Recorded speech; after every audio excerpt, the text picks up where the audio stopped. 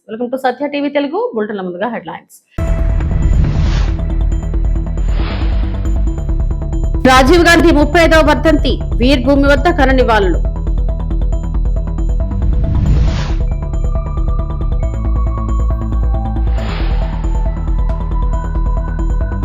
Tamil Nadu cabinet విస్తరణ, కాంగ్రెస్ కు 2 కీలక బెర్తులు.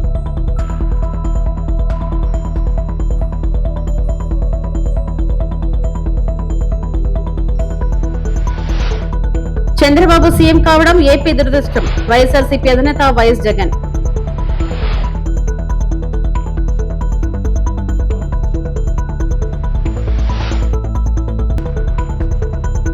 తెలంగాణలో కార్మికులకు గుడ్ న్యూస్, వేతనాలు భారీగా పెంపు.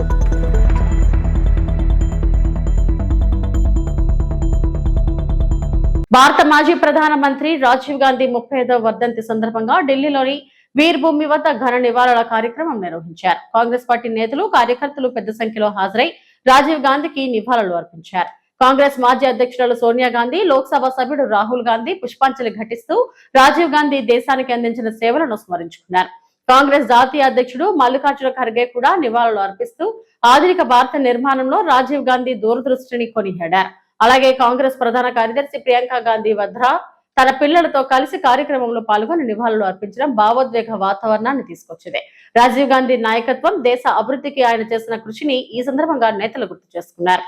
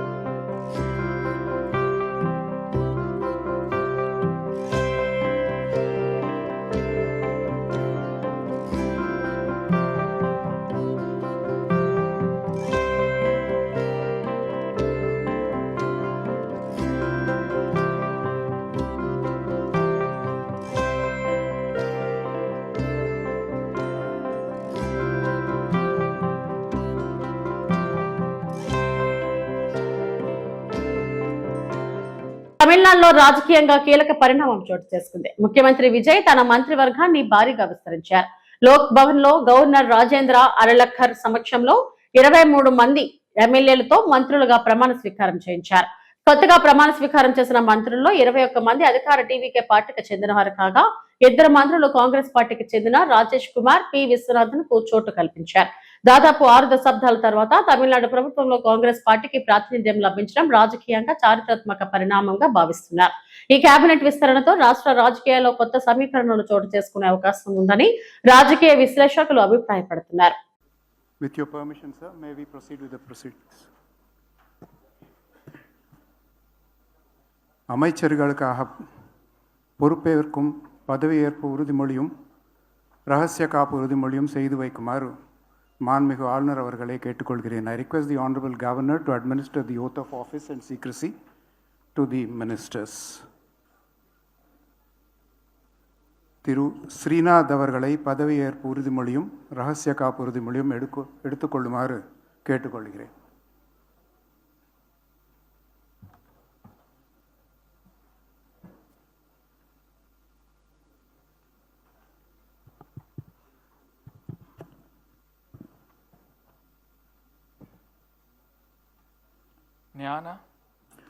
ஸ்ரீநாத் எனும் நான் சட்டப்படி அமைக்கப்பெற்ற இந்திய அரசியலமைப்பின் பால் உண்மையான நம்பிக்கையும் மாறா பற்றும் கொண்டிருப்பேன் என்றும் இந்திய நாட்டின் ஒப்பில்லாத முழுமுதல் ஆட்சியையும் ஒருமையையும் நிலைநிறுத்துவேன் என்றும் தமிழ்நாட்டு அரசின் அமைச்சராக உண்மையாகவும் உளச்சான்றின்படியும் என் கடமைகளை நிறைவேற்றுவேன் என்றும் அரசியலமைப்பிற்கும் சட்டத்திற்கும் இணங்க அச்சமும் ஒருதலை சார்பும் இன்றி விருப்பு வெறுப்பை விலக்கி பலதரப்பட்ட மக்கள் அனைவருக்கும் நேர்மையானதை செய்வேன் என்றும் ஆண்டவன் மீது ஆணையிட்டு உறுதிமொழிகிறேன்.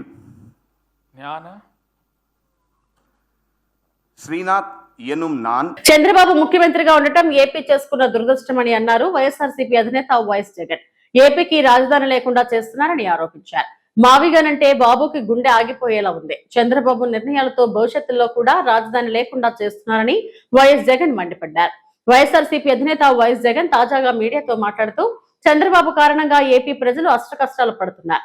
ఇచ్చిన హామీలకు వెన్నుపోటు పొడిచిన అమరావతిలో రోడ్లు, నీరు, డ్రైనేజ్, మౌలిక సదుపాయాలకి 2 లక్షల కోట్లు ఖర్చు అవుతుంది. ఆచరణ సాధ్యం కాదని తెలిసినా అమరావతిపై ముందుకు వెళ్తున్నారు. స్కామ్ల కోసమే చంద్రబాబు ముందుకెళ్తున్నారు. ఇప్పటికే అమరావతికి 47,387 కోట్లు అప్పు చేశారు. ఖజానా నుంచి 9,200 కోట్లు ఖర్చు చేయబోతున్నారు. స్కామ్ల కోసం రాష్ట్ర ప్రజల వెన్ను విరుస్తున్నారు. ప్రశ్నిస్తే చంద్రబాబుకు బీపీ పెరుగుతుంది. రాష్ట్రానికి రాజధాని ఉండాలని మావిగన్ను ప్రతిపాదించాం. రాష్ట్ర పరిస్థితుల దృష్ట్యా మావిగన్ను ప్రత్యామ్నాయంగా చూపించాం అని అన్నారు. ఈ మధ్యకాలంలో చంద్రబాబు నాయుడు గారికి ఒక అంశం మీద ప్రస్తావన వస్తే చాలు ఆయన బీపీ పెరుగుతూ ఉంది. పొరపాటున చంద్రబాబు నాయుడు గారికి ఎవరైనా కూడా నిద్రలో మావిగన్ అని అన్నారంటే చాలు బహుశా గుండాకి చనిపోయినా చనిపోతాడు. అంతగా ఆయనకు మావిగన్ అనే పేరు వింటే బీపీ పెరుగుతూ ఉంది. ఎప్పుడైనా మీరైనా పొరపాటున అనండి, ఎప్పుడైనా మావిగన్ గురించి మీ కమెంట్స్ ఏంటి సార్ అని. గుండె ఆగిపోకపోతే అదృష్టము, మిమ్మల్ని తిట్టకపోతే వెంటనే మీ మీద బ్లాస్ట్ చేయకపోతే నిజంగా మీరంతా కరెక్ట్గా ఏ మేరకు అసెస్ చేస్తున్నారు చంద్రబాబు నాయుడు అని మీరే చెప్పగలుగుతారు. చంద్రబాబు నాయుడు గారు ముఖ్యమంత్రిగా ఉండడం నిజంగా రాష్ట్రం చేసుకున్న దురదృష్టం. చంద్రబాబు నాయుడు గారు అనే వ్యక్తి రాష్ట్రానికి ఎన్నటికీ కూడా రాజధాని లేకుండా చేస్తూ ఉన్నాడు. ఇప్పుడు కాదు, రాష్ట్రానికి ఫ్యూచర్లో కూడా రాష్ట్రానికి రాజధాని లేకుండా చేస్తూ ఉన్నాడు. ఆ లక్షల ఎకరాలలో అమరావతిలో కేవలం రోడ్లు, డ్రైనేజీలు, నీళ్ళు, కరెంటు ఇటువంటి మౌలిక సదుపాయాలు ఇవ్వడానికే అక్షరాల 2 లక్షల కోట్లు ఖర్చు అవుతున్న పరిస్థితుల్లో ఆచరణకు సాధ్యం కాదని తెలిసి ఈరోజు చంద్రబాబు నాయుడు గారు తన స్కాముల కోసం మాత్రమే రాజధాని అని భ్రమలు కల్పిస్తూ రాష్ట్ర ప్రజలను మోసం చేస్తూ అడుగులు ముందుకు వేస్తా ఉన్నాడు. ఆంధ్రప్రదేశ్ రాజకీయాల్లో మరోసారి పెట్రోల్, డీజిల్ ధరల అంశం చర్చనీయాంశంగా మారింది. మాజీ ముఖ్యమంత్రి వైఎస్ జగన్మోహన్ రెడ్డి రాష్ట్ర ప్రభుత్వంపై తీవ్ర విమర్శలు చేశారు. ఎన్నికల ముందు ఇచ్చిన హామీలను అమలు చేయకుండా ప్రజలను మోసం చేస్తున్నారని ఆయన ఆరోపించారు. ప్రతిపక్ష పార్టీగా గత 2 ఏళ్లుగా తాము ముఖ్యమంత్రి చంద్రబాబును ప్రశ్నిస్తున్నామని జగన్ తెలిపారు. ఎన్నికల సమయంలో ప్రకటించిన సూపర్ 6, సూపర్ 7 తో పాటు మొత్తం 143 హామీల అమలు గురించి ప్రజలు కూడా సమాధానం కోరుతున్నారని అన్నారు. పెట్రోల్, డీజిల్ ధరలు తగ్గిస్తామని ఎన్నికల ముందు ఇచ్చిన హామీని చంద్రబాబు నిలబెట్టుకోలేదని జగన్ విమర్శించారు. 2014 నుండి 19 మధ్య కాలంలో కోవిడ్ వంటి క్లిష్ట పరిస్థితులు లేకపోయినా 2015 ఫిబ్రవరిలో లీటర్ 4 రూపాయల చొప్పున పెట్రోల్, డీజిల్ పై అదనపు భారం మోపారని గుర్తు చేశారు. అయితే తమ ప్రభుత్వ హయాంలో కోవిడ్ వంటి విపత్కర పరిస్థితులు ఉన్నప్పటికీ చంద్రబాబు పెంచిన దానికంటే కేవలం 1 రూపాయి మాత్రమే అదనంగా పెంచామని జగన్ పేర్కొన్నారు. ఆ సమయంలో చంద్రబాబు, పవన్ కళ్యాణ్, లోకేష్ తీవ్ర విమర్శలు చేశారని అన్నారు. పెట్రోల్, డీజిల్ రేట్లు ఇప్పుడు హాట్ టాపిక్. ఇది పెట్రోలు, డీజిల్ రేట్లు తగ్గిస్తామంటూ వీళ్ళు ఇచ్చిన హామీ ఈరోజు వెన్నుపోటు కాదా అని అడుగుతా ఉన్నా. 2 ఏళ్ళు అయిపోయింది. ఆశ్చర్యం కలిగించే విషయం ఏమిటంటే చంద్రబాబు నాయుడు గారి హయాంలో 2014 నుంచి 19 మధ్య ఏ రేట్లు అయితే ఉన్నాయో అవి చూపించము ఒకసారి ఆ టేబుల్. ఆ రేట్లే మా హయాంలో ఉన్నాయి. కేవలం 1 రూపాయి మాత్రమే మేము అదనంగా పెంచింది. అది కూడా కోవిడ్ లాంటి మహమ్మారి రాష్ట్రంలో ప్రబలుతా ఉన్న సమయంలో రాష్ట్రానికి రావాల్సిన ఆదాయాలు రాని పరిస్థితుల్లో రోడ్ల మరమ్మత్తు కోసం అని చెప్పి 1 రూపాయి మాత్రమే మేము పెంచాం. చంద్రబాబు నాయుడు గారు హయాంలో అసలు చూడండి ఒకసారి ఎన్ని కూడా ఎప్పుడెప్పుడు రేట్లు పెరిగినాయనంటే దీనికి సంబంధించిన జీవోలు కూడా చూపిస్తారు. చంద్రబాబు నాయుడు గారు ప్రయర్ టు 2015 పెట్రోల్ మీద డీజిల్ మీద ఉన్న ట్యాక్సులు 31% వ్యాట్, 22.5% వ్యాట్ 5th ఫిబ్రవరి 2015 అంటే చంద్రబాబు నాయుడు గారు ముఖ్యమంత్రిగా ఉంటూ 5వ తారీఖున ఫిబ్రవరి 5వ తారీఖున 2015 31% VAT plus 4 rupees per litre. ఈయన పోతున్నాడు 22.5% VAT plus 4 rupees per litre ఈయన మోదిందే. అది 2015 ఆ జీవో ఒకసారి చూపించమ్మా ఒకసారి. ఇది 2015 చంద్రబాబు నాయుడు గారు స్వయంగా జీవో ఇష్యూ చేసి మోదడం మొదలెట్టిన జీవో ఇది. ఈ పక్క రైట్ సైడ్ చూడండి అమ్మా ఒకసారి. రైట్ సైడ్ చూస్తే మీరు in the said schedule in the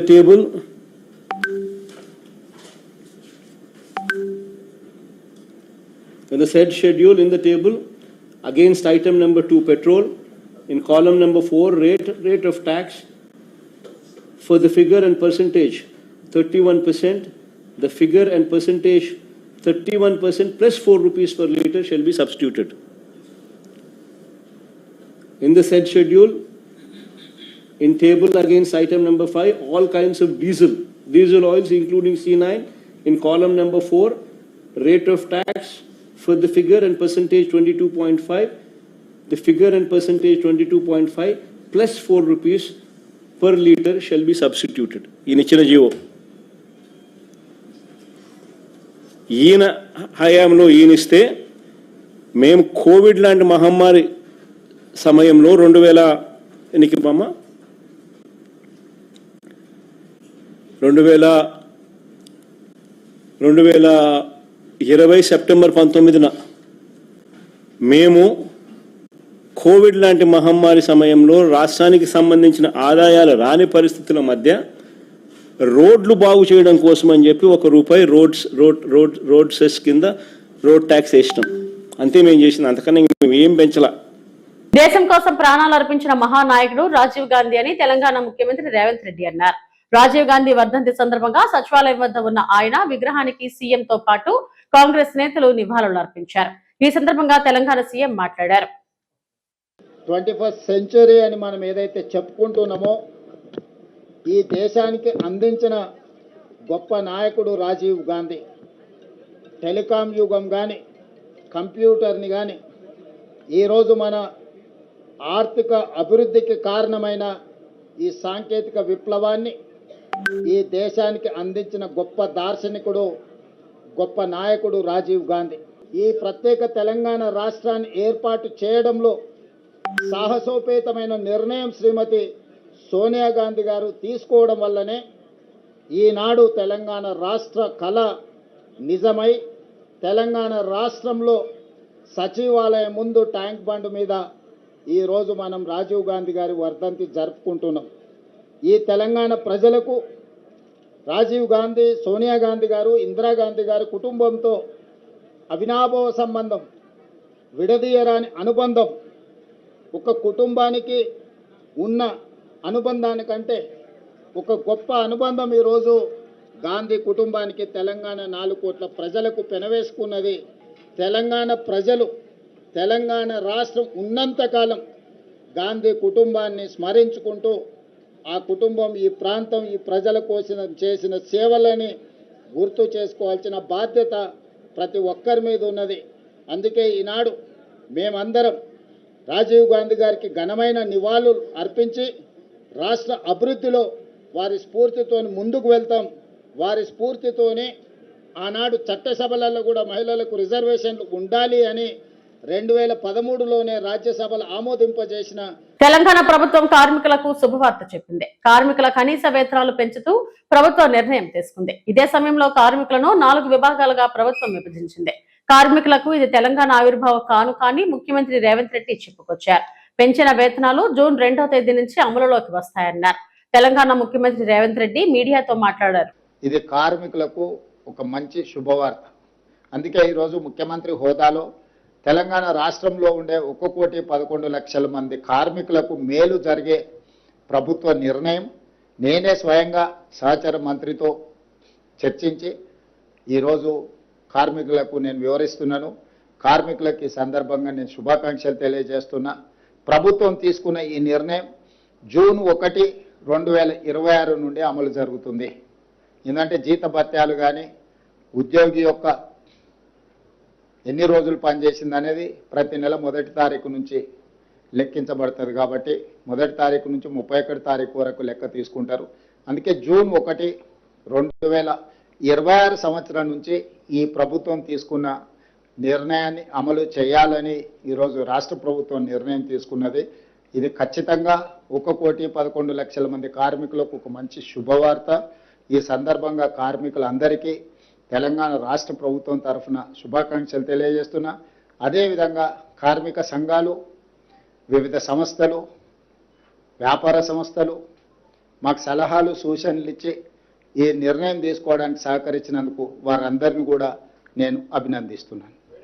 Tirumala శ్రీవారిని ఉత్తరాఖండ్ మంత్రి రేఖా ఆర్య ఈ రోజు ఉదయం నైవేద్య విరామ సమయంలో శ్రీవారిని దర్శించుకున్నారు. దర్శనానంతరం రంగనాయకుల మండపంలో వీరికి వేద పండితులు వేదాశీర్వచనం పలకగా ఆలయ అధికారులు స్వామివారి వస్త్రంతో సత్కరించి వీరికి శ్రీవారి తీర్థ ప్రసాదాలను అందజేశారు.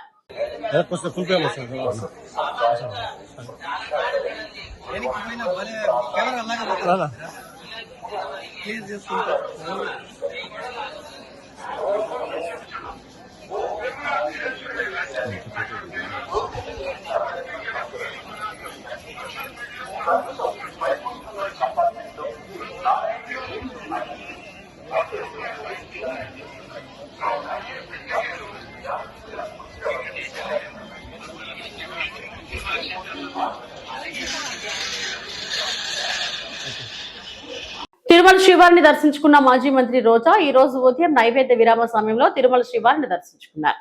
దర్శనానంతరం రంగనాయకుల మండపంలో వీరికి వేద పండితులు వేదాశీర్వచనం పలకగా ఆలయ అధికారులు స్వామివారి వస్త్రంతో సత్కరించి వీరికి శ్రీవారి తీర్థ ప్రసాదాలను అందజేశారు.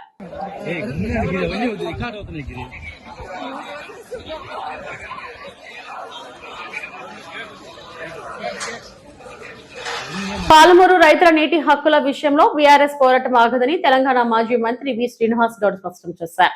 జూరాల ప్రాజెక్టు జనవరిలోనే ఎండిపోయిందని, అలాంటి పరిస్థితుల్లో ఎండిపోయిన ప్రాజెక్టుల నుంచి నీళ్లు ఎలా ఇస్తారని కాంగ్రెస్ ప్రభుత్వాన్ని ప్రశ్నించారు. తెలంగాణ ముఖ్యమంత్రి రేవంత్ రెడ్డి మరియు కాంగ్రెస్ ప్రభుత్వానికి ప్రాజెక్టులపై అవగాహన లేదని విమర్శించారు. శ్రీశైలం నుంచి మే నెలలో కూడా నీటిని ఎత్తిపోసే అవకాశం ఉన్నప్పటికీ ప్రభుత్వం సరైన చర్యలు తీసుకోవడం లేదన్నారు. తెలంగాణతో సంబంధం లేని వ్యక్తులు పాలమూరు ప్రాజెక్టుపై ఇష్టారాజ్యంగా మాట్లాడుతున్నారని ఆరోపించారు. పాలమూరు రైతులకు న్యాయం జరిగే వరకు బీఆర్ఎస్ వెనక్కి తగ్గదని, ప్రతి ఎకరాకు నీరు అందే వరకు రైతుల పక్షాన పోరాటం కొనసాగిస్తామని శ్రీనివాస్ గౌడ్ తెలిపారు. జనవరిలో పోతే మేము నిరంజన్ రెడ్డి గారు, లక్ష్మణరెడ్డి గారు మేము అందరం పోతే జనవరిలో జూరాలు ఎండుకపోయింది. జూరాల నుంచి నీళ్ళు ఇస్తారంట. నీవు జూరాల ఒక సుక్క నీళ్ళు వస్తలేదు పైనుంచి, కర్ణాటక నుంచి చెక్ డ్యాంల పెట్టి ఒక్క సుక్క నీళ్ళు వస్తలేదు. టోటల్గా మొత్తం ఎండిపోయింది జూరాల. ఎండిపోయిన జూరాల నుంచి నీళ్ళు ఎట్లా చేస్తారు? ఇవాళ కూడా నీళ్ళు తెచ్చుకోవచ్చు శ్రీశైలం నుంచి. ఇది ఏప్రిల్ మేలో కూడా నీళ్ళు తీసుకొని రిజర్వాయర్ నింపుకోవచ్చు. ఎండిపోయిన దగ్గర నీళ్ళు నింపుకుంటామా చెప్పండి, ఎట్లయితుంది? నవమాసాలు పోసిన తల్లికి ఎంత ప్రేమ ఉంటుందో పిల్లల మీద. ఇలా తెలంగాణ తెచ్చుకున్న వాళ్ళు కూడా తెలంగాణ అంత ప్రేమ ఉంటుంది. ఉట్టి అడ్డగోలుగా తెలంగాణకు సంబంధం లేనోడు, తెలంగాణ గురించి కోరుకోనోడు ఇలా ఎవరంటే ఎవరు పిచ్చి పిచ్చిగా మాట్లాడితే పాలమూరు ప్రాజెక్టు మీద అది కాదది. 100% మేము పాదయాత్ర చేస్తాం, 100% విడలు ఉంచుతాం, ప్రభుత్వం ఒత్తిడి తీసుకొస్తాం. రైతుల కన్నుల్లో సంతోషం చూసేంత వరకు, ప్రతి ఎకరాకు నీళ్లు వచ్చేంత వరకు వదిలిపెట్టాం. రైతులకు ఇచ్చిన హామీలన్నీ కూడా, రైతు బంధు కావచ్చు, రైతు బీమా కావచ్చు, ఇంకా ఏమేమి హామీలు ఇచ్చిండ్రో బోనస్లు కావచ్చు, అవన్నీ రైతులకు ఇచ్చినటువంటి హామీ నెరవేర్చేంత వరకు మేము ఖచ్చితంగా తిరుగుతాం, చేస్తాం. నార్లాపూర్ నుంచి ఉదండపూర్ వరకు మా యాత్ర సాగుతుంది. దాని తర్వాత ఖచ్చితంగా ఇచ్చిన హామీలపైన, మా జిల్లా ప్రజలపైన, అన్ని వర్గాలపైన మేము చేస్తాం. ముద్దురాజులకు బీసీఏలకు గూప చేస్తామన్నారు, ఏమైందని అడుగుతాం. గొల్ల కురువులకు 3 లక్షల రూపాయలు బ్యాంకులు ఇస్తాన్నారు, ఏమైందని అడుగుతాం. గీతా కార్మికులకు 10 లక్షల రూపాయలు ఎక్స్గ్రేషియా ఇస్తున్నారు, ఏమైందని అడుగుతాం. మున్నూరు కార్పొరేషన్ ఏమైందని అడుగుతాం. ఎంబీసీ కులాలకు పదవులు ఏమైందని అడుగుతాం. 42% రిజర్వేషన్లు ఏమైందని అడుగుతాం. ఏ ఒక్క అంశం మీరు ఇచ్చినటువంటి దాని మీద మేము చేస్తాం. కనుక దయచేసి ఉట్టుట్టిగా రివ్యూలు కాకుండా ఇరిగేషన్ అధికారులను పిలిపించుకొని రివ్యూ పెట్టండి, ప్రజా సమక్షంలో పెట్టండి, లేదు అధికారులను రూములు బంద్ చేసుకొని పెట్టండి, కార్యాచరణ మీరు ప్రకటించండి, ప్రాసెస్ స్టార్ట్ చేయండి, టెండర్లు కాల్ ఫర్ చేయండి. రెడీగా ఉంది టెండర్ బిడ్, టెండర్ క్యాన్సిల్ అయ్యింది, మళ్ళీ ఏం చేయాలి? ఇమ్మీడియట్ రీకాల్ చేయాలి దాని, అంతే. ఒక్క రోజులో అయిపోయి పని. ఆ రీకాల్ చేయకుండా ఉట్టుటిగా మేము పెడితే మీరు మాట్లాడితే మేము పెడితే కాదు. అది ఖచ్చితంగా మేము చేసే ప్రతి అడుగు, మేము చేసిన డెవలప్మెంట్ పైన అడుగు మీద అడిగేసుకుంటూ పోతాం. మరి జిల్లా నాయకులు కూడా ప్రభుత్వం మీద ఒత్తిడి తీసుకొచ్చి కార్యక్రమం నిర్వహించాలి, తొందరగా టెండర్లు కాల్ఫర్ చేసి నీళ్ళు ఇవ్వాలి. అది మీ బాధ్యత. టెండర్ క్యాన్సిల్ చేయకుంటే ఈ పాటికి అయిపోయింది. ఉట్టి పుణ్యానికి క్యాన్సిల్ చేసి తినే అన్నంలో రాళ్ళు పోసినట్లు, తినే అన్నం రాళ్ళు వేసి మళ్ళీ రాళ్ళు ఏరినట్లు పరిస్థితి. కనుక అది చరిత్ర క్షమించదు మిమ్మల్ని. దయచేసి ఇమ్మీడియట్ గా ఈ 3-4 నెలల్లో 6 నెలల్లో నీళ్ళు ఇవ్వాలి, 2 నెలల్లో కంప్లీట్ చేసుకుని టెండర్లు, నెక్స్ట్ 6 నెలల్లో మొత్తం టోటల్ కంప్లీట్ పని చేయాలని చెప్పి మీ ద్వారా మేము డిమాండ్ చేస్తాను. గుంటూరు నాగార్జున యూనివర్సిటీ దగ్గర రాజధాని నిర్మించాలని జగన్ కు ఆనాడే చెప్పారని మాజీ మంత్రి జనసేన నేత బాలినేని శ్రీనివాసరెడ్డి అన్నారు. గురువారం ఆయన మీడియాతో మాట్లాడుతూ జగన్ మూర్ఖత్వపు నిర్ణయాలతో ఇప్పుడు మావికన్ అంటున్నారు. ఆయన సీఎం గా ఉన్నప్పుడు ఏం చేశారు? నా కుమారుడు ఎప్పటి నుంచో ప్రత్యక్ష రాజకీయాల్లో తిరుగుతున్నారు. ఎన్నికలు ముగిసిన తర్వాత జనసేనలో చేరిన నాకు పదవులు అడగడానికి ఏం అర్హత ఉంది? కుటుంబాల జోలికి వెళ్లొద్దని జగన్ కు ఆనాడే చెప్పని బాలినేని అన్నారు. నాకు జగన్ మీద వ్యక్తిగతంగా ఏం లేదు. ఇప్పుడు నేను పాలసీల మీద మాట్లాడతాను, కానీ వాళ్ళు ఫ్యామిలీ, ఇప్పుడు పవన్ కళ్యాణ్ గారి ఫ్యామిలీ గురించి మాట్లాడాల్సిన పని ఏంటి? దానికి చంద్రబాబు గారు ఫ్యామిలీ గురించి మాట్లాడటం ఎంతవరకు కరెక్టు? ఆ భువనేశ్వర్ గారు ఎప్పుడైనా బయటకు వచ్చారా? వాళ్ళ గురించి మాట్లాడారు. ఆ రోజు మీరు అంటారేమో అప్పుడు మీరు కూడా వైసీపీలో ఉన్నారని. ఆ రోజే ఖండించాను నేను. ఆ రోజు వైసీపీలో ఉన్నప్పుడే నేను ఖండించాను. మొత్తం 30-40 మంది ఎమ్మెల్యేలు అసెంబ్లీలో కూర్చోబెట్టి ఇది కరెక్టా, ఇది కరెక్ట్ కాదు, అదే మన నాయకుడు లేచి ఇది ఎవరు కూడా మాట్లాడకూడదని చెప్పి మాట్లాడితే క్రెడిబిలిటీ ఉంటుందని కూడా చెప్పాను నేను. ఆ రోజు ఫ్యామిలీల గురించి మాట్లాడటం కరెక్ట్ కాదని చెప్పాను. ఆ పార్టీలో ఉన్నప్పుడు నేను ఉన్నట్టు పోయి సీఎం గారికి చెప్పేవాడిని. దానివల్ల నష్టపోయాను నేను. ఏదో అప్పుడు ఆ 5 yearsలో నష్టపోయాను నేను. దానివల్ల ఆ మాటలు వినకుండా పోవటం వల్ల క్రెడిబిలిటీ ఇప్పుడు దానివల్ల ఏమైంది? ఆయన నష్టపోయాడు, పార్టీ మొత్తం నష్టపోయింది. 11 సీట్లతోటి వచ్చింది. అంటే మంచి చెప్తే, ఉన్నది చెప్తే తప్పు, అబ్బా మీరంతలో లేదంటే గొప్ప, అది హ్యాపీ, అవతలను తిడుతుంటే హ్యాపీ. లాయల్టీ అనేది ఉన్నది విషయం చెప్పేవాళ్ళని లాయల్టీ అనేది, పార్టీ కోసం ఉన్నది చెప్పేవాడు లాయల్టీ అది లాయల్టీ. పొయ్యి డబ్బా చెప్పుకోవటం అది లాయల్టీ కాదు. ఏ నాయుడికని చెప్తున్నాను నేను ఈ విషయం. నేను ఇప్పుడు ఆ రోజు ఆ పార్టీలో ఉన్నప్పుడు ఉన్నది చెప్పేవాడిని. ఈరోజు కూడా కళ్యాణ్ గారితో మొన్న ఉన్నది చెప్తున్నాను నేను. నా మెంటాలిటీ అది. పార్టీ, నేను ఉన్న పార్టీ బాగుండాలి, నాయకుడు బాగుంటేనే కిందలు బాగుంటాం. ప్రాబ్లమ్స్ ఉంటే చెప్పాలా, అంతేగాని పొగిడితే ఉపయోగం ఏముంది? ఫ్యామిలీస్ని మాట్లాడుతూ టార్గెట్ చేయటం మంచి పద్ధతి. ముఖ్యమంత్రిగా చేసినటువంటి చంద్రబాబు నాయుడు గారు కానీ, ఆయనకు ఉన్నటువంటి క్రెడిబిలిటీ ఉన్నటువంటి పవన్ కళ్యాణ్ గారి గురించి, ఫ్యామిలీ గురించి మాట్లాడితే బాధ ఉండదండి ఎవరికైనా? అప్పుడు మాట్లాడే తప్ప పవన్ కళ్యాణ్ గారు విడిగా విషయంలో ఎప్పుడు కూడా జగన్మోహన్ రెడ్డి గారిని పర్సనల్గా ఎప్పుడు మాట్లాడలేదు. ఏదున్నా కానీ ఫెయిర్గా రాజకీయం చేయండి. ఊరికే పర్సనల్గా మాట్లాడటం మంచిది కాదు. ఎవరైనా మాట్లాడతారు, దానివల్ల అందరు కూడా ప్రజలు చూస్తూ ఉంటారు, క్రెడిబిలిటీ మీకే దెబ్బతింటుంది. పార్టీలో చేరే రోజే చెప్పాను, నాకు పదవులు అనేది ఇది కాదు. నేను జగన్మోహన్ రెడ్డి గారు ఆయన పార్టీ పెట్టినప్పుడు 4 years మినిస్టర్ వదులుకొని పోయినాను. పదవుల కోసం ఎప్పుడు కూడా పెంపర్లాడలేదు ఆయనకి. మరి అట్లాంటిది నేను ఎప్పుడు కూడా ఆయన పదవి కోసం నేను ఏది అడగలేదు. కాకపోతే ఆయన మంచితనాన్ని చూసి ఆయన, నేను వైసీపీలో ఉన్నప్పుడు కూడా ఆయన పబ్లిక్ మీటింగ్లో వైసీపీలో ఇట్లా చాలామంది దుర్మార్గులు ఉన్నారు, కానీ బాలినేని శ్రీనివాసరెడ్డి లాంటి మంచి వాళ్ళు కూడా ఉన్నారని చెప్పి ఆ రోజు మాట్లాడాడు ఆయన. ఏది నేను వైసీపీలో ఉన్నప్పుడు. అది కూడా నాకు ప్రాబ్లం అయిపోయింది పార్టీలో.